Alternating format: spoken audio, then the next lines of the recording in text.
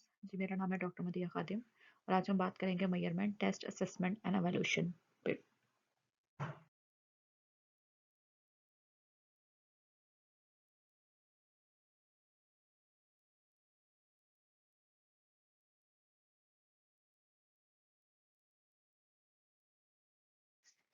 Measurement जो है, measurement जब भी हम इस लफ्ज़ को सुनते हैं तो हमारे जहन में जो लफ्ज़ सबसे पहले आएगा वो पैमाइश है। पैमाइश, किसी भी चीज़ की पैमाइश करना। पैमाइश करने के लिए कोई ना कोई आला हम इस्तेमाल करते हैं। मिसाल मैं ऐसे दूंगी कि जैसे अगर हमने दीवार की लंबाई मालूम करनी है, उसकी मेजरमेंट करनी है, तो उसके लिए हम कोई ना कोई इंस्ट्रूमेंट, कोई आला इस्तेमाल करेंगे जो स्टैंडर्डाइज होगा। अगर उस दीवार की लंबाई 20 मीटर है तो वो स्टैंडर्डाइज आला जो हम यूज़ कर रहे हैं वो कहीं 20 मीटर जो होगा, 20 मीटर उतनी सेम वैल्यू ही नहीं रहेगी। यानी कि वही सेम इंस्ट्रूमेंट ही यूज़ हो रहा होगा कहीं भी, अगर हम दीवार की लंबाई जो है मालूम करते हैं तो मेजरमेंट की अगर बात करें, मेजरमेंट क्या है कि स्टूडेंट के परफॉर्मेंस को मेजर करने के लिए हम कोई न्यूमेरिकल वैल्यू देते हैं बच्चे के परफॉर्मेंस को, कि हमने टेस्ट लिया, टेस्ट के बेस पे हम उसको कोई वैल्यू दे दें कि बच्चे के टेस्ट में इतने नंबर आए, न्यूमेरिकल वैल्यू हमने उसको दे दी, तो उससे स्टूडेंट के परफॉर्मेंस का पता चलता है और ये पता चलता है कि जो हमारे गोल हमने सेट किए थे क्या वो अचीव हुए हैं या नहीं हो रहे, स्टूडेंट ने कितना लर्न किया है। तो ये बेसिकली जो है एक क्वांटिटेटिव वैल्यू है जो हम एक टेस्ट को टेस्ट हो सकता है, क्विज हो सकते हैं, असाइनमेंट्स हो सकती हैं, जिसको यूज करते हुए हम कोई क्वांटिटेटिव वैल्यू या एक नंबर दे देते हैं स्टूडेंट के परफॉर्मेंस को, तो इसे मेजरमेंट कहते हैं। जैसे कि यहाँ पे मैंने एग्जांपल दी हुई है कि फातिमा है, उसने मैथ के टेस्ट के अंदर 40 में से 23 मार्क्स लिए हैं, तो इसका मतलब ये है कि वो जो 23 मार्क्स है वो उसकी परफॉर्मेंस को जज कर रहे हैं कि जी इसकी परफॉर्मेंस ये रही है और मैथ में ये कितनी बेहतर है। तो स्पेसिफिक एरिया के अंदर मेजरमेंट जो होती है वो उस फील्ड को बताती है कि इस फील्ड में बच्चा कैसा परफॉर्म कर रहा है।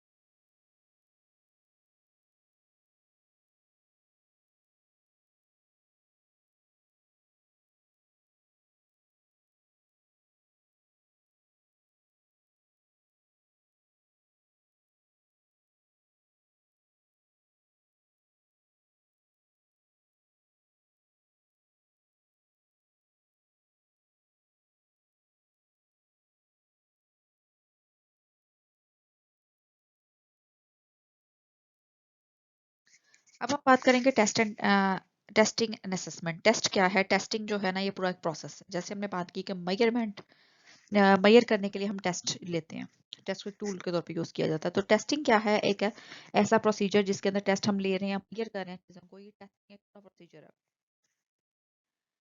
टेस्ट इज इंस्ट्रूमेंट और a systematic procedure to measure a particular. Test को हम यूज करेंगे एक इंस्ट्रूमेंट या टूल के तौर पर, जिसकी से हम स्टूडेंट परफॉर्मेंस को या उसकी किसी कैरेक्टरिस्टिक्स को या उसकी किसी एबिलिटी को हम एक नंबर दे देते हैं, और इस पूरे प्रोसीजर को हम कहते हैं test. For example, will measure the level of learner knowledge of इस particular subject और field। हमने मैथ का टेस्ट लिया तो हमें लर्नर का पता चला कि वो मैथ में कैसा है। अगर हम साइंस का टेस्ट लेंगे तो हमें पता चलेगा लर्नर जो है वो साइंस में कैसे परफॉर्म कर रहा है।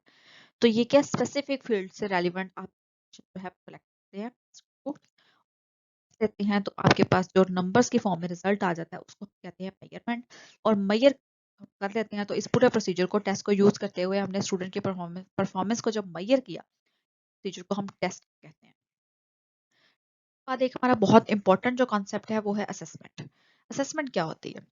असेसमेंट क्या है कि बेसिकली आपने इंफॉर्मेशन को ऑब्टेन करना। अब इंफॉर्मेशन हमने ऑब्टेन करनी है अपने स्टूडेंट्स के हवाले से, क्योंकि यहाँ पे हम टेस्ट एंड एवैल्यूएशन की बात कर रहे हैं। टेस्ट एंड एवैल्यूएशन हम क्लास के अंदर करेंगे बच्चे की परफॉर्मेंस को जज करने के लिए या वैल्यू देने के लिए, उसकी इफेक्टिवनेस को दे रहे हैं। वहाँ पे असेसमेंट क्या है? Assessment as a process by which information is obtain, जिसमें आप इंफॉर्मेशन को ऑब्टेन करेंगे relative to some known objective और goal। assessment is a broad term that include testing। इसमें टेस्टिंग भी आती है, ठीक है। एक बहुत बड़ी टर्म है, ब्रॉड टर्म है, इसके अंदर इंक्लूड टेस्टिंग। असल में आप कह सकते हैं कि टेस्टिंग जो है वो असेसमेंट का हिस्सा है। आपने टेस्ट लिया, टेस्ट लेने के बाद आपके पास जो मेजरमेंट के हवाले से हमने कहा मेजर किया, टेस्ट लिया, टेस्ट की मदद से आपने स्टूडेंट की परफॉर्मेंस को मेजर कर लिया। मेजर करने के बाद जो हमारे पास वैल्यू आई, वो बेसिकली क्या है? इंफॉर्मेशन है जो कि हमने ऑब्टेन की है, और इसी इंफॉर्मेशन को हम कहते हैं असेसमेंट। क्लियर हो गया? आई होप आपको क्लियर हो गया होगा ये कॉन्सेप्ट।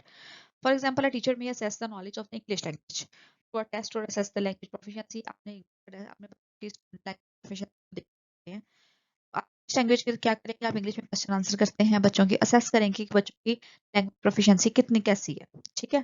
तो उसके लिए आप क्या करेंगे? आपने ओरल क्विज जो है वो प्रिपेयर किया होगा। तो ओरल क्विज जो है ये आपका टेस्ट होगा, टूल है, ठीक है, इंस्ट्रूमेंट होगा। ये टेस्ट के तौर पर आप इसको यूज करें और जिसकी मदद से आप स्टूडेंट लैंग्वेज प्रोफिशिएंसी को मेजर करें।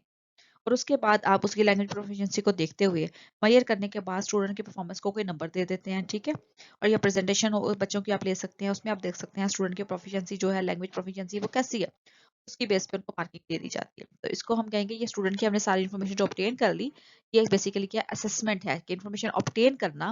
ऑब्टेन करने के बाद वो एक कलेक्शन ऑफ इन्फॉर्मेशन आपके पास जो आ गई, इसको हम असेसमेंट कहते हैं। इस view we can say every test is an assessment. हर टेस्ट जो है वो असेसमेंट का हिस्सा है, but every assessment is not that. सारी असेसमेंट नहीं होती। इन्फॉर्मेशन तो हम बहुत तरीकों से ले सकते हैं, और इन्फॉर्मेशन को जो हासिल करना जो है वो असेसमेंट है। टेस्ट की मदद से ले लें, आप ऑब्जर्व करके बच्चे को इन्फॉर्मेशन ले लें, ठीक है। ऑब्जर्वेशन जब हम करते हैं क्लास, हम लोग को देख रहे होते हैं कौन कितना ज्यादा लर्न कर रहा है और किसका ध्यान बच्चे का किस तरफ है।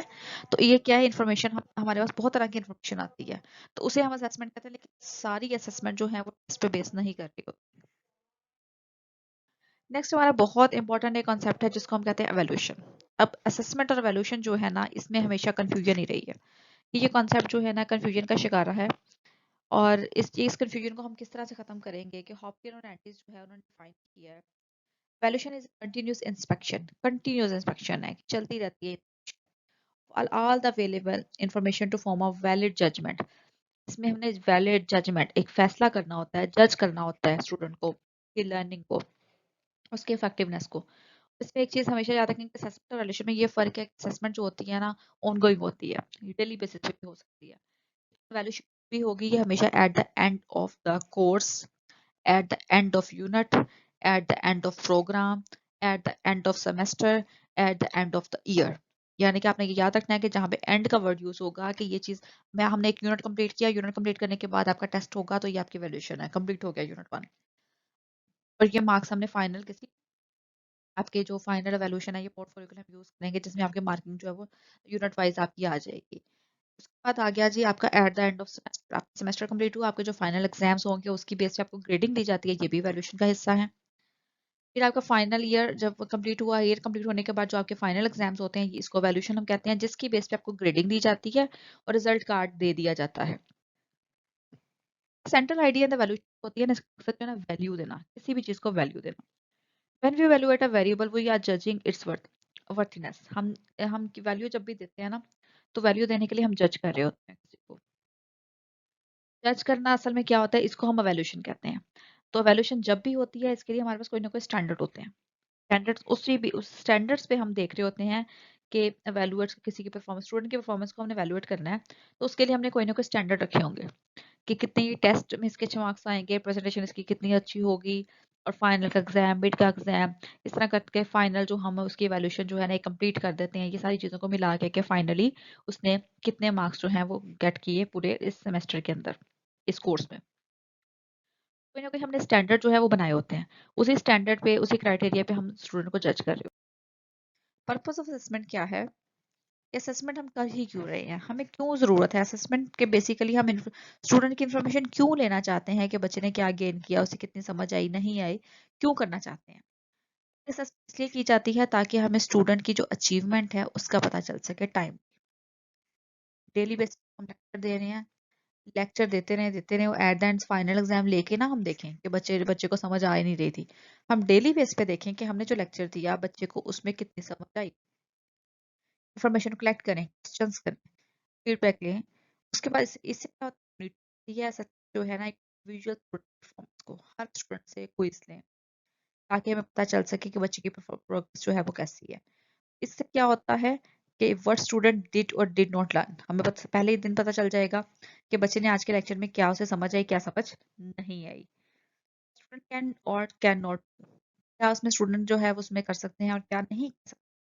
इसके अलावा जब हम वैल्यूएशन करते हैं, वैल्यूएट करके हमें पता चलता है कि अगर जब आप क्वेश्चन पूछते हैं तो आपको समझ आ जाती है कि जो आपने आज लेक्चर दिया बच्चों को किस हद तक समझ आया, और अगर समझ आ गया है तो आप ठीक है, अगर समझ नहीं आया तो आप मॉडिफाई करें, थोड़ी सी अपने इंस्ट्रक्शन को मॉडिफाई करें, थोड़ा सा अपने तरीके को चेंज करें, अपनी टीचिंग को देखें, खुद को मॉनिटर करें, ये एवेलुएट करके देखें अपनी परफॉर्मेंस को कि आपने जो लेक्चर दिया क्या इसमें मजीद कहीं बेहतरी की ज़रूरत है, कैसे आप इसको इम्प्रूव कर सकते हैं कि बच्चे आसानी से इसको समझ सकें। मॉडिफाई करते हैं इंस्ट्रक्शंस को। और इसके अलावा आप री टीचिंग करते हैं, अगर आपको लगता है कि पूरी क्लास को समझ नहीं आ रही, तो आपके मेथड के अंदर कोई प्रॉब्लम है या आपके कंटेंट के अंदर कोई पता है, तो आप दोबारा से देखें और री टीच करें बच्चों को। असेसमेंट एंड एवेल्यूशन के फ़र्क को वाज़िया करने के लिए यहाँ पे एक मैं एग्जांपल कोट की है कि असेसमेंट जो है वो क्वालिटी को हमेशा इंक्रीज़ करेगी, इम्प्रूव करेगी। जैसे हमने बात की कि फॉर्मेटिव असेसमेंट, ये फर्दर नेक्स्ट लेक्चर में भी बात करूंगी इनके टाइप्स पे। तो ये इम्प्रूवमेंट के लिए होती है कि कैसे इम्प्रूव किया जा सकेगा, तो इन्फॉर्मेशन कलेक्ट कर रहे हैं बच्चे के परफॉर्मेंस के हवाले से। हमारा मकसद हमेशा यहाँ पे स्टूडेंट की परफॉर्मेंस को, उसकी लर्निंग को इम्प्रूव करना है। और एवेल्यूशन में क्या है कि फाइनल जजमेंट है जिसमें आप डिसीजन लेते हैं, फाइनल ग्रेडिंग दे देते हैं बच्चे को, वो फाइनल होता है, उसके बाद उस डिसीजन को चेंज नहीं किया जा सकता। और ये at the end of the semester, जैसे मैंने बात की थी, एट द एंड फाइनल जो डिसीजन होता है ना वो हर चीज़ के एंड पे होता है। यहाँ पे जो एग्जाम्पल में आप एक पौधे को पानी दिया जा रहा है, सनलाइट दी जा रही है, ठीक है, तो कितना वो जो है कैसे वो फाइट करेगा और कैसे उसकी होगी। बट एवोल्यूशन में अगर देखा जाए तो देखा उसका डिसीजन क्या है, too short and not enough leaves, तो डिसीजन ये है। तो इसी तरह हम स्टूडेंट की परफॉर्मेंस के लिए जो भी डाटा कलेक्ट करते हैं उसको इम्प्रूव करने के लिए बहुत सी एक्टिविटीज़ करवाते हैं, बहुत सारे टूल्स यूज़ करते हैं, इंस्ट्रूमेंट यूज़ करते हैं, और लेकिन एवेल्यूशन के अंदर फाइनल जजमेंट दे देते हैं। तो आपको क्लियर हो गया होगा, ठीक है, इस फ़र्क को।